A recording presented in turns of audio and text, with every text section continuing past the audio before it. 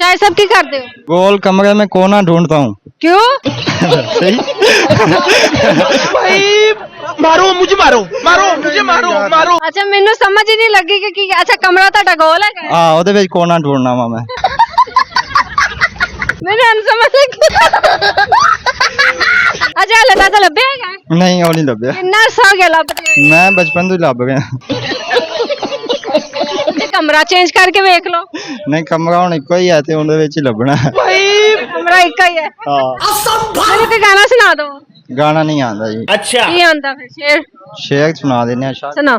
ਸ਼ਾਕਰ ਸੂਜਾਵਾਦੀ ਦਾ ਸ਼ੇਰ ਹੈ। चलो भाई ਸਰਾਇਕੀ ਦਾ ਸ਼ੇਰ ਹੈ। तो चलिए शुरू ਉਹ ਆਖੇ ਇਥਾਂ ਜੋ ਭੋਗ ਭੋਗੇ ਹਨ ਉਥਾਂ ਕੋਈ ਤਾਂ ਜਜ਼ਾ ਮਿਲਸੀ।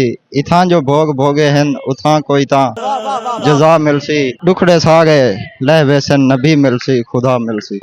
ਅੱਛਾ ਅੱਛਾ ਜ਼ਬਰਦਸਤ ਹੋ ਗਿਆ। ਵਿਆਹ ਹੋ ਗਿਆ ਤੁਹਾਡਾ? ਨਹੀਂ ਵਿਆਹ ਨਹੀਂ ਆਇਆ। ਕਿਉਂ? देख लो भाई। ਵਿਆਹ ਦੀ ਉਮਰ ਹੀ ਨਹੀਂ ਹੋਈ ਹੈ ਯਾਰ। ਨਹੀਂ ਬੋਟੀਆਂ ਖਾਧੀਆਂ ਤੁਸੀਂ? ਆਹ ਤੇ ਲੋਕਾਂ ਨੂੰ ਕੀ ਦੱਸਦੇ ਪਏ ਹੋ? ਮੈਂ ਵੀ ਤੁਹਾਡੇ ਘਰ ਚੋਰੀ ਕਰਨ ਆ ਜਾਵਾਂਗੇ ਨਹੀਂ ਸਾਡਾ ਘਰ ਹੀ ਬਾਵਲ ਬੋਗਾ ਤੇ ਆ ਜਾਵਾਂਗੇ। ਉੱਥੇ ਨਹੀਂ ਆਉਂਦੇ। ਹਾਂ ਤੇ ਜਾਣਗੇ ਜਿੰਨੀਆਂ ਬੋਟੀਆਂ ਤੁਸੀਂ ਖਾ ਲਈਆਂ ਨੇ। ਹੱਦ ਹੋ ਗਈ ਹੈ ਯਾਰ। ਅੱਛਾ ਵਿਆਹ ਕਿਉਂ ਨਹੀਂ ਕਰਵਾਇਆ ਲੈ? ਵਿਆਹ ਦੀ ਉਮਰ ਨਹੀਂ ਹੋਈ ਹੈ ਯਾਰ। ਹੋਰ ਕਿਹਦੀ ਉਮਰ ਚ ਕਰਵਾਣਾ? ਅਜੇ ਕਰਾਵਾਂਗੇ 30-35 ਸਾਲ ਦੀ ਉਮਰ ਚ। ਐਡਾ ਸਲੋ ਕੇ ਬੋਲਦੇ। ਨਸ਼ਾ ਕੀਤਾ ਹੈ? ਨਹੀਂ ਨਸ਼ਾ ਨਹੀਂ ਕੀਤਾ। मानना पड़ेगा। ਐਕਟਿਵ ਹੋ ਕੇ ਖੜੇ ਹੋ। ਐਕਟਿਵ ਕੀ ਗੱਲ ਚਰਚ ਵੀ ਗਿਆ ਵਾਂ ਮੈਂ।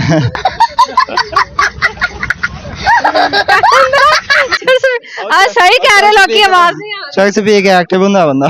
मारो मुझे, मारो मारो मुझे, मारो। ਮਤਲਬ ਮੈਂ ਵੀ ਪੀਤੀ ਹੋਈ ਹੈ। ਤੁਸੀਂ ਬਹੁਤੇ ਐਕਟਿਵ ਹੋ ਗਏ ਹੋ। ਅੱਛਾ ਗਾਣਾ ਨਹੀਂ ਸੁਣਾਣਾ? ਗਾਣਾ ਨਹੀਂ ਆਉਂਦਾ ਜੀ। ਅੱਛਾ ਮੈਨੂੰ ਇਹ ਦੱਸੋ ਕਿ ਵਿਆਹ ਕਿਹੜੇ ਸਨ ਵਿੱਚ ਕਰਨਾ ਹੈ? ਵਿਆਹ ਬਸ 2030 ਚ।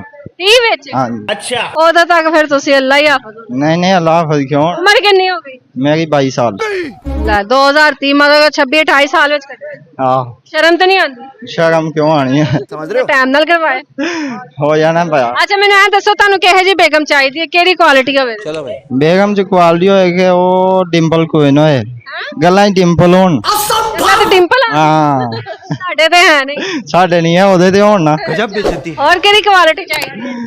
ਬਸ ਅੱਛੀ ਹੋਵੇ ਹਾਫਿਜ਼ ਕੁਰਾਨ ਹੋਣੀ ਚਾਹੀਦੀ ਹੈ। ये बड़ी अच्छी बात कही। ਚਲੋ ਸਹੀ ਹੋ ਗਿਆ। ਮਿਹਰ ਦੀ ਬੰਦਰੀ ਤੁਹਾਡੀ। Thank you so much sir ਜੀ।